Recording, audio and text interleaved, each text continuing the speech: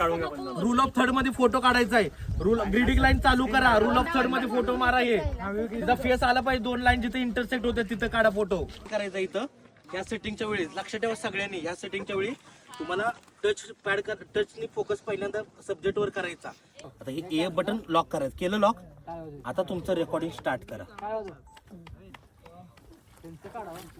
आता फोकस काय होतोय बघा. सब्जेक्ट वर हलतोय का.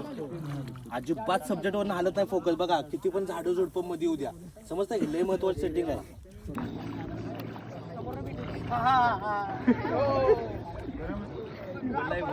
स्पीडला नाही. नॉर्मल. लय शटर वाय नाही घालवायचं. नॉर्मल.